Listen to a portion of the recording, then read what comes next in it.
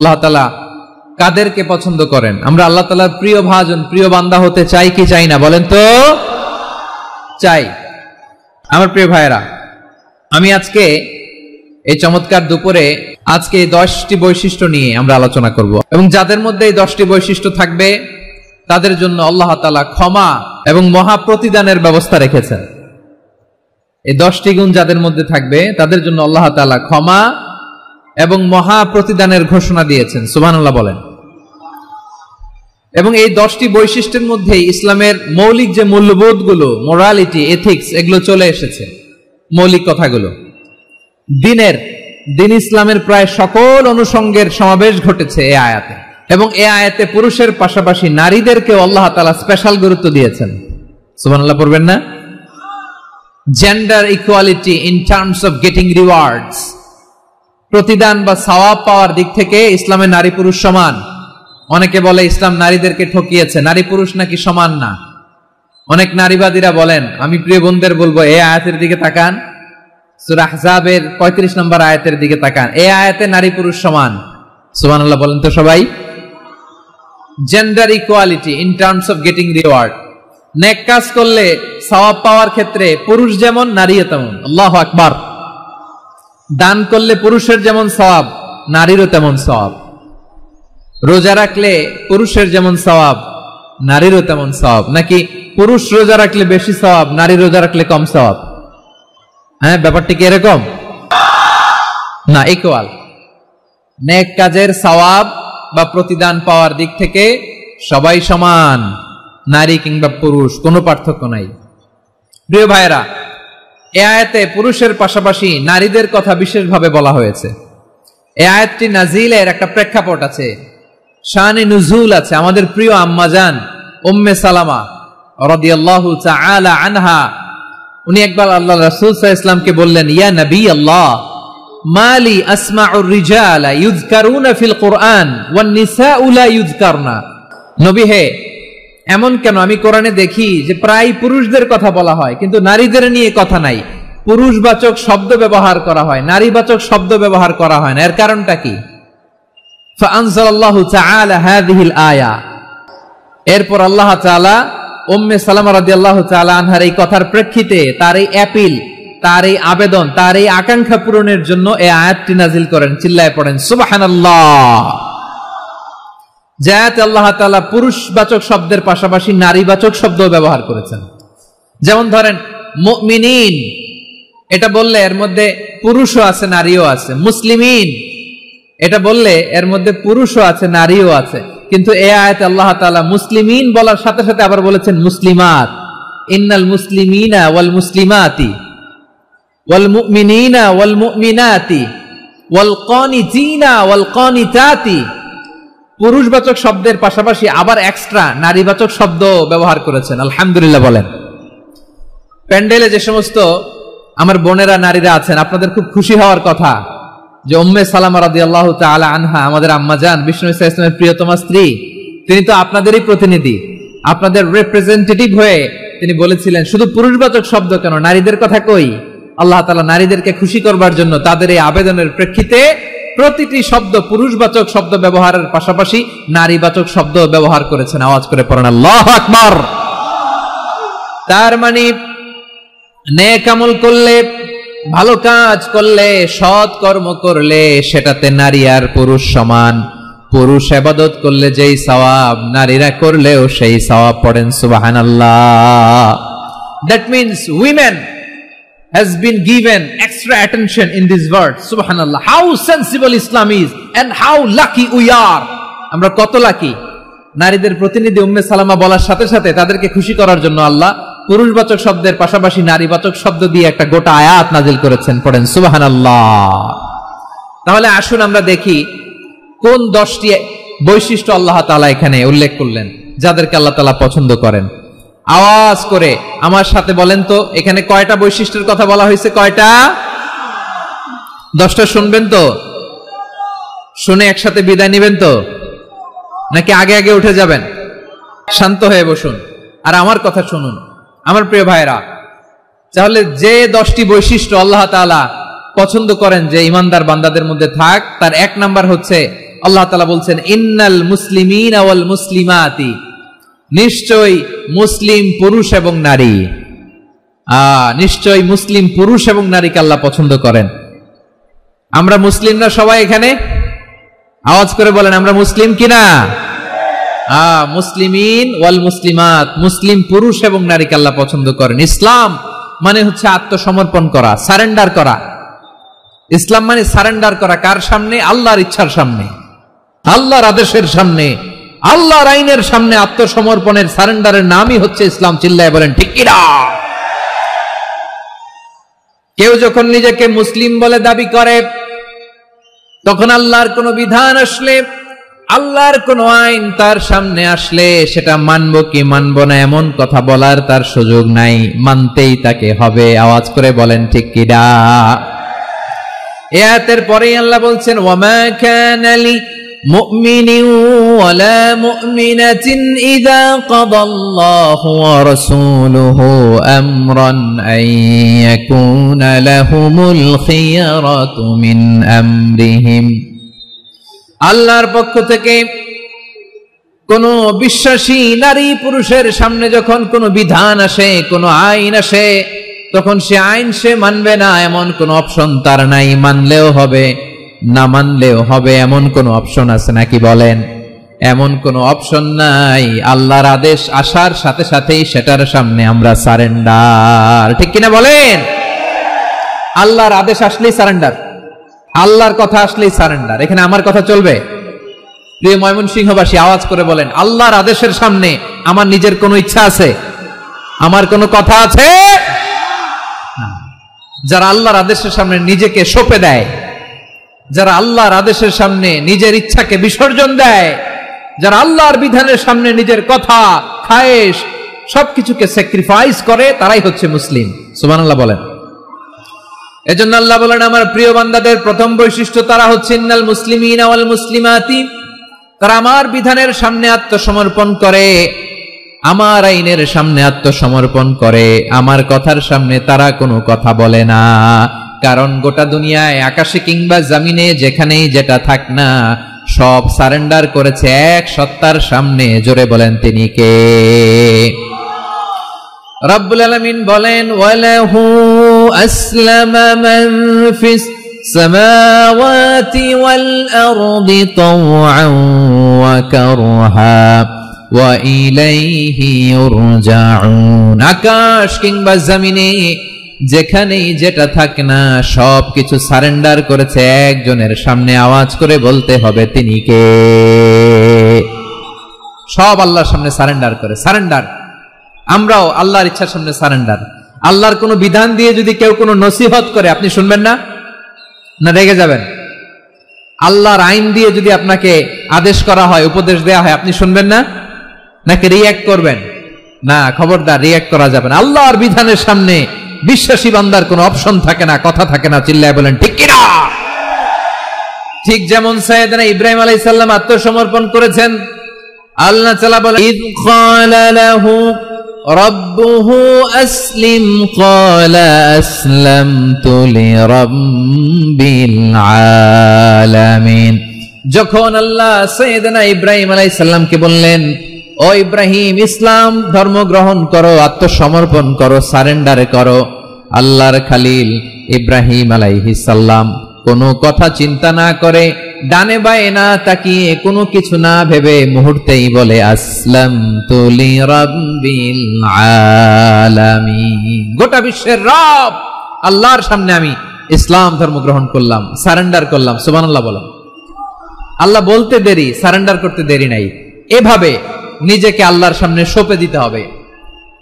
আবার সাইয়েদনা ইউসুফ আলাইহিস সালাম বললেন তাওয়াফফানি মুসলিমান ওয়া আলহিকনি বিস-সালিহিন। ও আল্লাহ, মুসলিম হিসেবে তুমি আমাকে মৃত্যু দাও, আর নেককারদের সাথে তুমি একত্রিত হওয়ার তৌফিক দাও। তাহলে আত্মসমর্পণকারী হিসেবে আমরা বাঁচতেও চাই, মরতেও চাই। ঠিক কিনা বলেন? তাহলে 10টা বৈশিষ্ট্যের প্রথম বৈশিষ্ট্য হচ্ছে আমরা আল্লাহর সামনে সারেন্ডার করব। আল্লাহর আদেশের সামনে আমার কোনো অপশন নাই। যে আমি এটা চয়েস করলেও পারি না করলেও পারি, মানলেও পারি না মানলেও পারি, এরকম অপশন ইখতিয়ার কি আল্লাহ আমাকে দিয়েছে? না। সারেন্ডার, আল্লাহ তুমি যা বলেছো আমান্না আমান্না আতা'না আমান্না আসলামনা, আল্লাহ মেনে নিলাম, শুনলাম, পালন করলাম। এটাই হচ্ছে মুসলিমের বৈশিষ্ট্য। আমার প্রিয় ময়মনসিংহের ভাইয়েরা, এই দুনিয়াতে সব নবীরা মুসলিম ছিলেন। সব নবীরা সাইয়েদনা ইব্রাহিম আলাইহিস সালামের মতো, ইউসুফ আলাইহিস সালামের মতো আল্লাহর আদেশের সামনে আত্মসমর্পণ করেছে। আল্লাহর সামনে নিজেকে সঁপে দিলেই সম্মান, আল্লাহর সামনে আত্মসমর্পণ করলেই ইজ্জত। ইসলামকে রেখে দিয়ে অন্য কোথাও ইজ্জত খুঁজলে আমাদেরকে বেইজ্জতি করে ছাড়বেন কে? এজন্য ওমর ফারুক রাদিয়াল্লাহু তাআলা আনহু বলতেন, নাহনু কওমুন আ'আজ্জানাল্লাহু বিল ইসলাম ফাইন বিতাগাইনাল ইজ্জাতা বিগাইরিহি আদাল্লানাল্লাহ। আমরা এমন জাতি, যে জাতিকে আল্লাহ তাআলা ইসলামের মাধ্যমে সম্মানিত করেছেন, ইসলাম ছাড়া অন্য কোথাও যদি আমরা সম্মান খুঁজি আমাদেরকে বেইজ্জত করবেন কে? আমাদের সম্মান ইসলামে। ইসলাম সময়ের অপরিহার্য বাস্তবতা, অপরিহার্য বাস্তবতা। স্যামুয়েল হ্যান্টিংটন একটা বই লিখে গোটা বিশ্ব কাঁপিয়েছেন, দ্য ক্ল্যাশেস অফ সিভিলাইজেশন, সভ্যতার সংঘাত। এই পৃথিবীতে অনেক সভ্যতার উত্থান হয়েছে, পতন হয়েছে। প্রিয় ময়মনসিংহবাসী, আমার কথা শুনতেছেন? হ্যাঁ, শুনতেছেন? দেখি আওয়াজ করে পড়েন তো, লিল্লাহে তাকবীর। সবাই পড়েননি? এত লক্ষ মানুষ তাকবীর দিলে এই আওয়াজ হয়? আমি বিশ্বাস করি না। সবাই পড়েন নাই। সবাই গলা ছেড়ে দিয়ে আওয়াজ করে পড়ুন তো, লিল্লাহে তাকবীর, লিল্লাহে তাকবীর, লিল্লাহে তাকবীর। দ্য ক্ল্যাশেস অফ সিভিলাইজেশন, সভ্যতার সংঘাত। স্যামুয়েল হ্যান্টিংটন একটা বই লিখে গোটা বিশ্ব কাঁপিয়েছেন। বিভিন্ন সভ্যতার উত্থান এই পৃথিবীতে ঘটেছে, আবার পতন হয়েছে। এই পৃথিবীতে এসেছে আর্য সভ্যতা, বৈদিক সভ্যতা, মেসোপটেমীয় সভ্যতা, মহেঞ্জোদারো সভ্যতা, সিন্ধু সভ্যতা, অনেক সভ্যতা। এখন চলতেছে পাশ্চাত্যের ডোমিনেশন, তারা এখন সুপার পাওয়ার। স্যামুয়েল হ্যান্টিংটন বলে, এক সভ্যতা, এক সুপার পাওয়ার বেশি দিন প্রভাব খাটাতে পারে না। এই পাশ্চাত্যের এই সভ্যতারও একদিন কবর রচিত হবে, এটাও একদিন নিচে নামতে বাধ্য হবে। এরপরে এমন এক সভ্যতা দাঁড়াবে যে সভ্যতার পতাকার মধ্যে থাকবে লেখা লা ইলাহা ইল্লাল্লাহ। ওই সভ্যতার পতন পৃথিবীর কেউ করতে পারবে না। চিল্লায় বলেন ঠিক কিনা? সেটাই হচ্ছে ইসলাম। নাহনু কওমুন আ'আজ্জানাল্লাহু বিল ইসলাম। আমরা এমন জাতি, যে জাতিকে ইসলাম দিয়ে সম্মানিত করেছে কে? ফাইন বিতাগাইনাল ইজ্জাতা বিগাইরিহি আদান্নাল্লাহ। ইসলাম ছাড়া অন্য কোথাও যদি আমরা সম্মান তালাশ করি আমাদেরকে আল্লাহ তাআলা অপমানিত করে ছাড়বেন। একটু জিকির করেন, সুবহানাল্লাহ, আলহামদুলিল্লাহ, লা ইলাহা ইল্লাল্লাহ, সুবহানাল্লাহ, আলহামদুলিল্লাহ, লা ইলাহা ইল্লাল্লাহ, সুবহানাল্লাহ, আলহামদুলিল্লাহ, লা ইলাহা ইল্লাল্লাহ। সবাই পড়ুন, সুবহানাল্লাহ, আলহামদুলিল্লাহ, লা ইলাহা ইল্লাল্লাহ। আল্লাহ নামের জিকির করবে যারা, আল্লাহর কাছে প্রিয় তারা।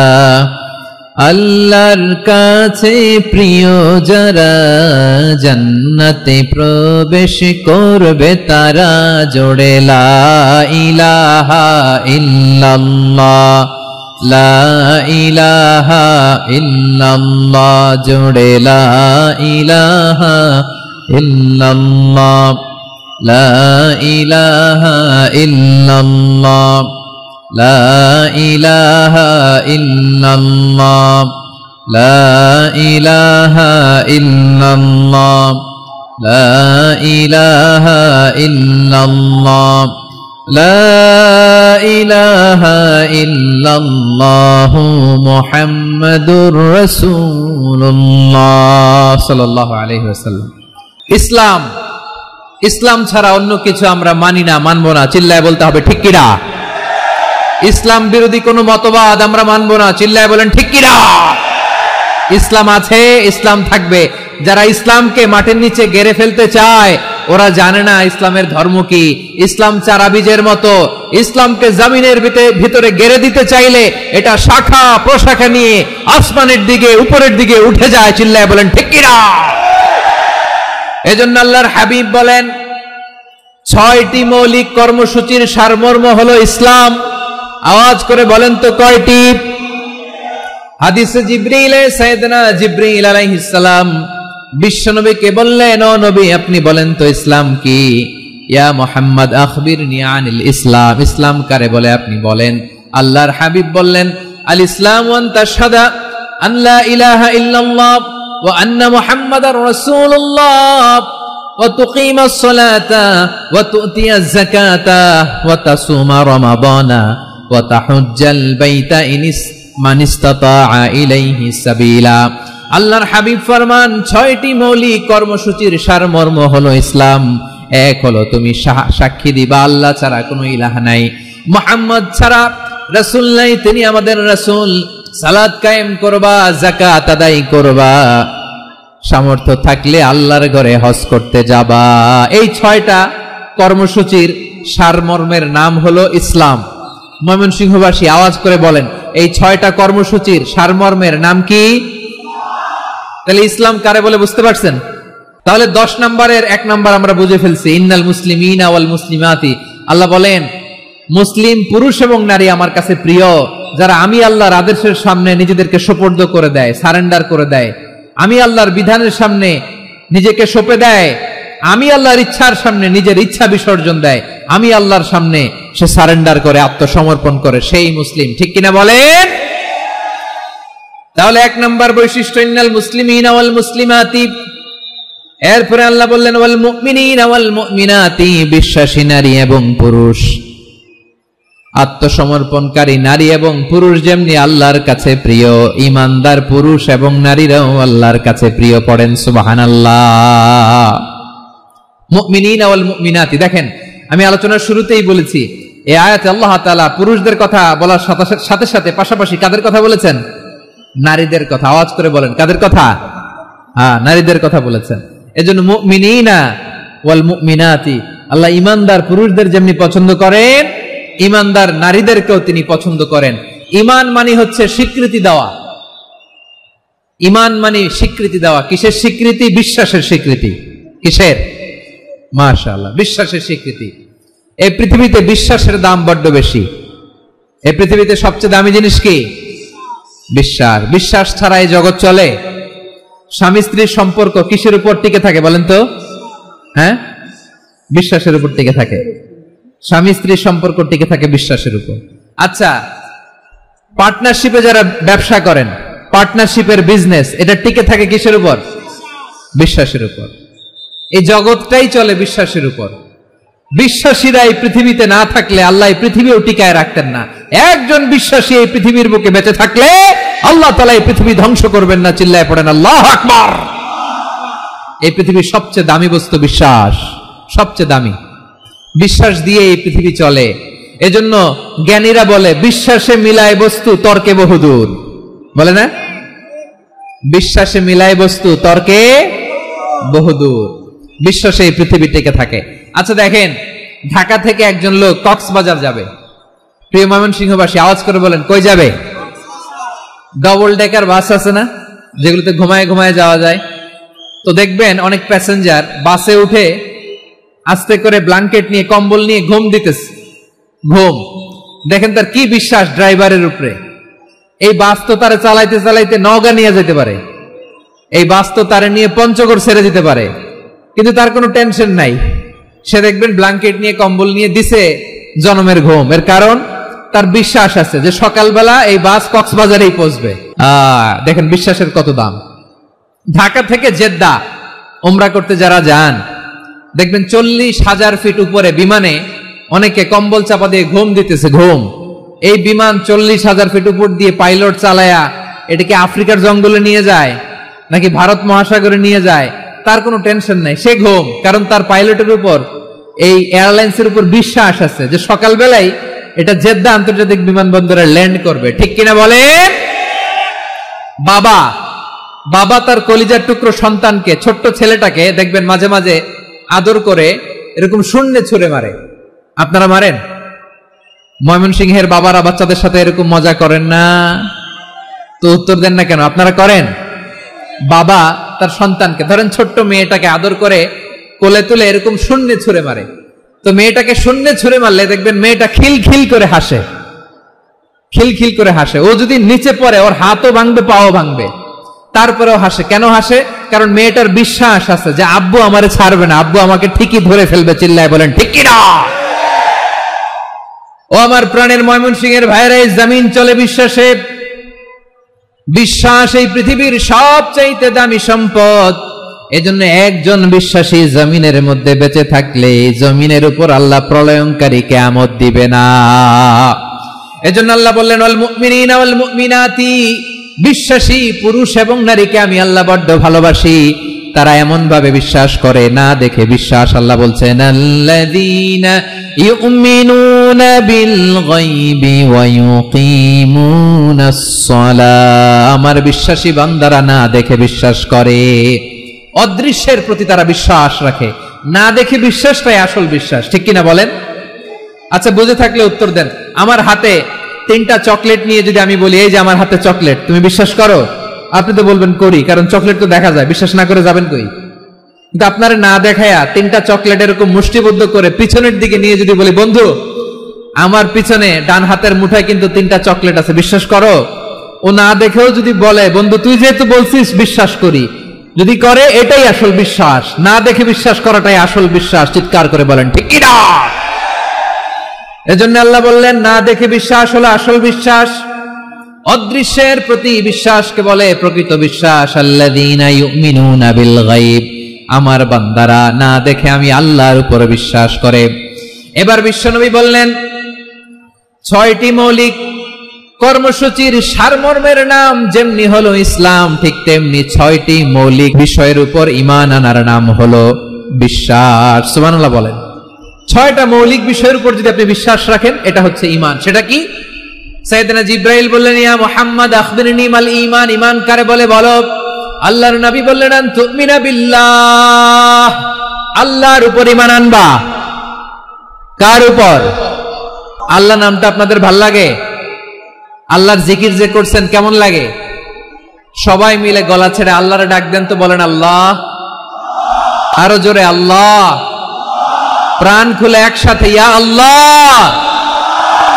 আল্লাহ নাম যতই জপি ততই মধুর লাগে, নামে এত মধু থাকে কে জানি তো আগে।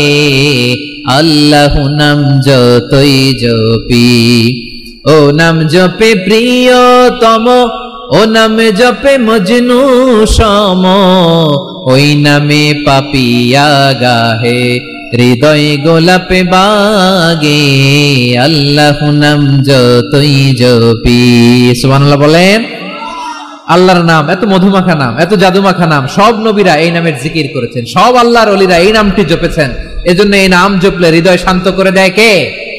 এজন্য আওয়াজ করে আল্লাহরে আবারও ডেকে বলেন ইয়া আল্লাহ।